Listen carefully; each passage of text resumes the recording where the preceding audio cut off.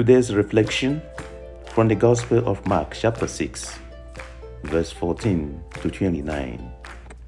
The beheading of John the Baptist by Herod in fulfillment of his promise to Herodians.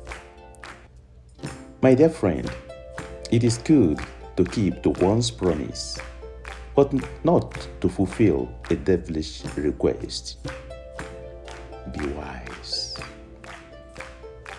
Mi querido amigo, es bueno cumplir la promesa de uno, pero no cumplir una petición diabólica.